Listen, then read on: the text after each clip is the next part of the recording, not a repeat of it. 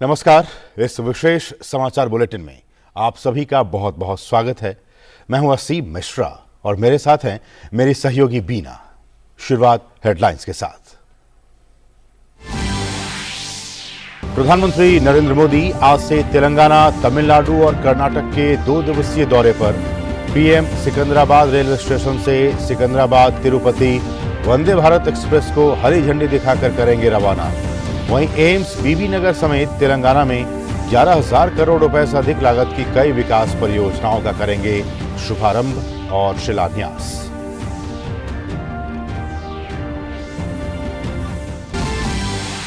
प्रधानमंत्री चेन्नई एयरपोर्ट के नए एकीकृत टर्मिनल भवन का करेंगे उद्घाटन। MGR Chennai central railway station पर चेन्नई कोयंबटूर वंदे भारत एक्सप्रेस को हरी झंडी दिखाने के साथ ही कई अन्य रेलवे और सड़क परियोजनाओं का भी करेंगे उद्घाटन।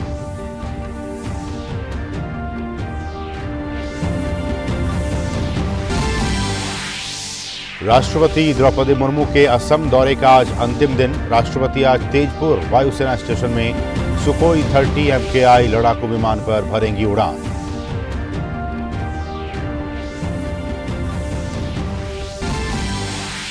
प्रधानमंत्री मुद्रा योजना के 8 साल पूरे हुए। योजना के तहत छोटे स्तर पर व्यवसाय करने वाले करोड़ों लोगों को बैंकों से बेहद कम ब्याज पर मिला है ऋण। योजना ने महिला सशक्तिकरण के साथ ही रोजगार सृजन में भी लिखी सफलता की नई इबारत।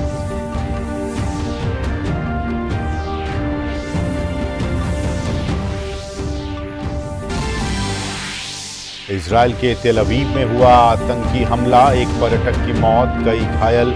पुलिस की जवाबी कार्रवाई में आतंकवादी ढेर।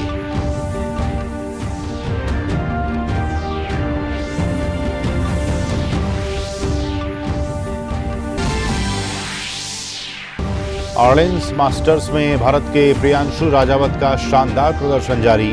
चीनी ताइपे के ची यू जेन को हराकर सेमीफाइनल में बनाया स्थान। पहली बार किसी सुपर 300 के सेमीफाइनल में पहुंचे प्रियांशु।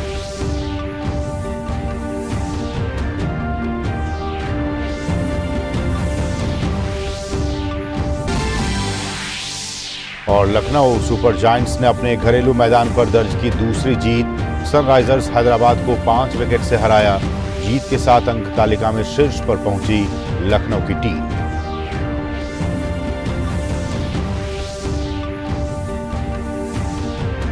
प्रधानमंत्री नरेंद्र मोदी आज से तेलंगाना, तमिलनाडु और कर्नाटक के 2 दिवसीय दौरे पर रहेंगे। 3 दक्षिण भारतीय राज्यों के दौरे के पहले चरण में प्रधानमंत्री आज हैदराबाद में कई विकास परियोजनाओं का शिलान्यास और उद्घाटन करेंगे। प्रधानमंत्री सिकंदराबाद से तिरुपति जाने वाली वंदे भारत रेलगाड़ी को हरी झंडी दिखाकर रवाना करेंगे। ये 2 तेलुगु भाषी राज्यों तेलंगाना और आंध्र प्रदेश के लिए दूसरी वंदे भारत ट्रेन है। इसके अलावा प्रधानमंत्री लगभग 715 करोड़ रुपए की लागत वाली सिकंदराबाद रेलवे स्टेशन की पुनर्विकास परियोजना की आधारशिला रखेंगे और सिकंदराबाद महबूबनगर दोहरीकरण परियोजना राष्ट्र को समर्पित करेंगे। इस अवसर पर पीएम 13 नई मल्टी मॉडल परिवहन सेवाओं का भी उद्घाटन करेंगे। इस तरह पीएम तेलंगाना को कुल 11,355 करोड़ रुपए की रेल और राजमार्ग परियोजनाओं का तोहफा देंगे। पीएम सिकंदराबाद परेड ग्राउंड में एक जनसभा को भी संबोधित करेंगे। तेलंगाना के बाद प्रधानमंत्री नरेंद्र मोदी आज तमिलनाडु पहुंचेंगे। प्रधानमंत्री चेन्नई में एयरपोर्ट के नए एकीकृत टर्मिनल भवन का उद्घाटन करेंगे। हवाई अड्डे का नया टर्मिनल पैसेंजर सर्विस कैपेसिटी को 23 मिलियन पैसेंजर प्रति वर्ष से बढ़ाकर 30 मिलियन प्रतिवर्ष कर देगा। नया टर्मिनल स्थानीय तमिल संस्कृति का एक रिफ्लेक्शन है। एयरपोर्ट की नई बिल्डिंग में कोलम साड़ी मंदिर के साथ तमिल संस्कृति को दर्शाया गया है। ये बिल्डिंग तमिल कल्चर के साथ प्रकृति के जुड़ाव को भी दर्शाता है। और चेन्नई एयरपोर्ट की नई इंटीग्रेटेड टर्मिनल बिल्डिंग के उद्घाटन के बाद PM MGR Chennai central railway station पर एक समारोह में हिस्सा लेंगे, जहां पीएम चेन्नई कोयंबटूर वंदे भारत एक्सप्रेस को हरी झंडी दिखाएंगे। प्रधानमंत्री चेन्नई में श्री रामकृष्ण मठ की 125वीं वर्षगांठ समारोह में भी हिस्सा लेंगे। श्री रामकृष्ण मठ की शुरुआत स्वामी रामकृष्णानंद ने 1897 में की थी। रामकृष्ण मठ और रामकृष्ण मिशन मानवीय और सामाजिक सेवा गतिविधियों में लगा एक आध्यात्मिक संगठन है। इसके साथ ही प्रधानमंत्री चेन्नई में एक पब्लिक रैली को भी संबोधित करेंगे, जहां सड़क कनेक्टिविटी से जुड़ी कई परियोजनाओं की वो शुरुआत करेंगे। राष्ट्रपति द्रौपदी मुर्मू अपनी असम यात्रा के अंतिम दिन आज तेजपुर जाएंगी। राष्ट्रपति द्रौपदी मुर्मू तेजपुर वायुसेना स्टेशन पर सुखोई 30 MKI विमान में उड़ान भरेंगी। पूर्वी वायु कमान के प्रमुख एयर मार्शल SP धारकर राष्ट्रपति की अगवानी करेंगे।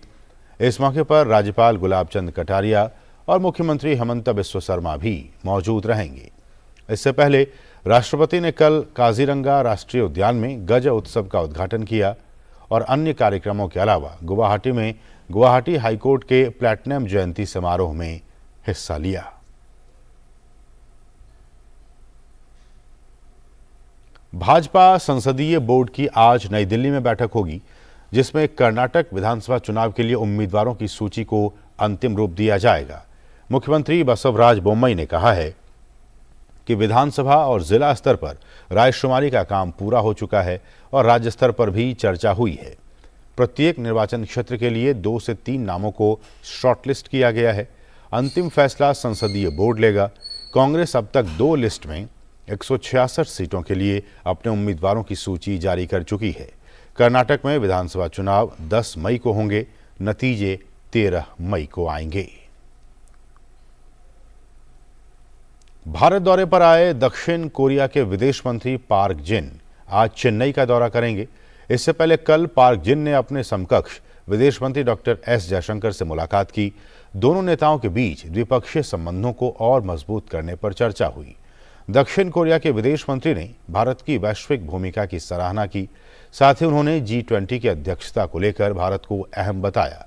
उन्होंने कहा कि दोनों ही देश लोकतांत्रिक व्यवस्थाओं और सांस्कृतिक रूप से भी जुड़े हैं और भारत दक्षिण कोरिया की अर्थव्यवस्था भी वाइब्रेंट है।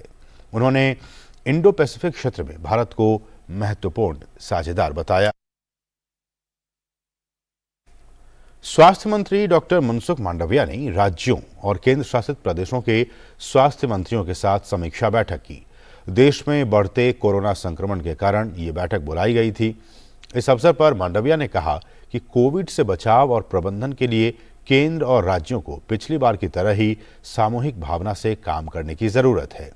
उन्होंने राज्यों को सतर्क रहने और कोविड प्रबंधन की सभी तैयारियां करने की सलाह दी।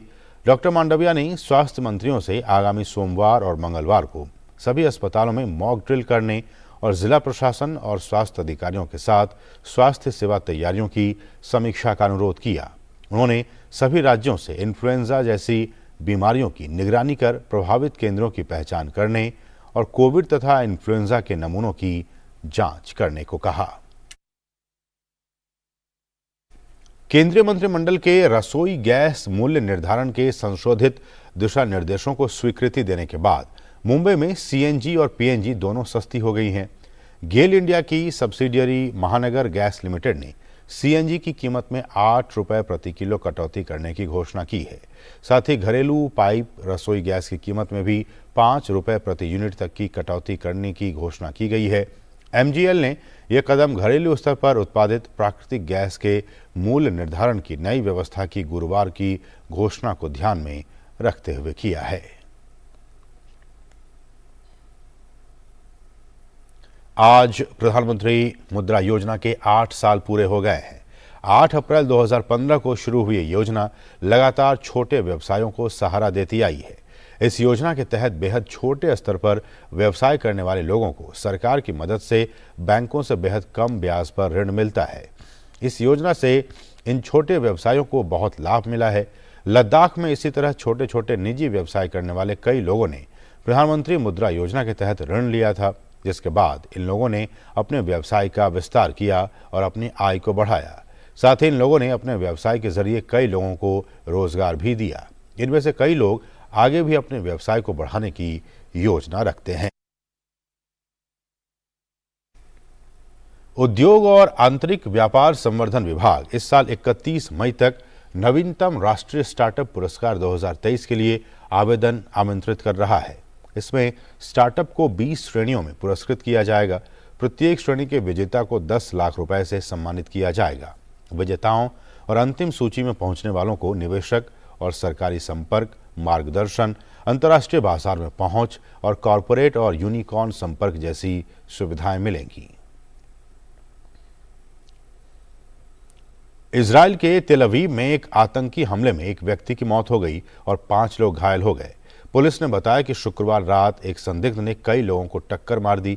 इसके बाद पुलिस ने जवाबी कार्रवाई करते हुए उस आतंकवादी को मार गिराया। इजराइल के विदेश मंत्रालय ने इसे आतंकी हमला करार दिया। प्रधानमंत्री नेतन्याहू ने तेल अवीव में हुए आतंकी हमले के बाद सभी रिजर्व बॉर्डर पुलिस को बुलाने का आदेश दिया। साथ ही पीएम ने नागरिकों से सुरक्षा बलों के निर्देशों का पालन करने का भी आह्वान किया। आईपीएल में लखनऊ ने सुपर जायंट्स एक तरफा मुकाबले में सनराइजर्स हैदराबाद को 5 विकेट से हरा दिया। सनराइजर्स हैदराबाद के कप्तान एडन मार्करम ने मैच में टॉस जीतकर पहले बल्लेबाजी का फैसला किया। हैदराबाद की टीम 20 ओवर में 8 विकेट पर 121 रन ही बना सकी। जवाब में लखनऊ ने 16 ओवर में 5 विकेट पर 127 रन बनाकर मैच को अपने नाम किया। लखनऊ के लिए कप्तान केएल राहुल ने सबसे ज्यादा 35 और कृणाल पांड्या ने 34 रन बनाए। निकोलस पूरन 11 और मार्कस स्टोइनिस 10 रन बनाकर नाबाद रहे। इससे पहले हैदराबाद की टीम कृणाल पांड्या की शानदार गेंदबाजी के आगे बड़ा स्कोर नहीं बना पाई। टीम के लिए राहुल त्रिपाठी ने 41 गेंद पर सबसे अधिक 35 रन बनाए। अनमोल प्रीत सिंह ने 31 रन और अब्दुल समद ने नाबाद 21 रन बनाए। लखनऊ के स्पिनर्स ने कमाल का प्रदर्शन किया। कृणाल पांड्या ने 3 और अमित मिश्रा को 2 सफलता मिली। और आईपीएल में आज 2 मुकाबले खेले जाएंगे। पहले मुकाबले में राजस्थान रॉयल्स का सामना दिल्ली कैपिटल से होगा। दोनों टीमों ने अब तक 2 मुकाबले खेले हैं। राजस्थान को जहां एक में जीत मिली है, वहीं एक में हार का सामना करना पड़ा है। दूसरी तरफ दिल्ली को दोनों मुकाबलों में हार मिली है। ऐसे में उसकी कोशिश मौजूदा सत्र में पहली जीत हासिल करने की होगी। राजस्थान की टीम बल्लेबाजी और गेंदबाजी दोनों में मजबूत दिख रही है। दिल्ली कैपिटल्स को इस मुकाबले में जीत दर्ज करने के लिए बल्लेबाजी और गेंदबाजी दोनों में सुधार की आवश्यकता होगी। वहीं आज के दूसरे मुकाबले में आईपीएल की 2 सबसे सफल टीम मुंबई इंडियंस और चेन्नई सुपर किंग्स आमने सामने होंगी। दोनों टीमों के बीच ये मुकाबला मुंबई के वानखेड़े स्टेडियम में होगा। इस साल आईपीएल में मुंबई इंडियंस की शुरुआत अच्छी नहीं रही। पहले मैच में उसे बैंगलोर के खिलाफ हार मिली थी। इस मैच में रोहित शर्मा की कप्तानी में टीम सीजन की पहली जीत दर्ज करने उतरेगी। वहीं चेन्नई की टीम पिछले मैच में लखनऊ के खिलाफ मिली जीत का सिलसिला जारी रखना चाहेगी। चेन्नई ने अब तक 2 मैच खेले हैं, जिसमें एक में उन्हें जीत और एक में हार मिली है। तो इसके साथ इस विशेष समाचार बुलेटिन में बस इतना ही। हमें दीजिए अनुमति। नमस्कार।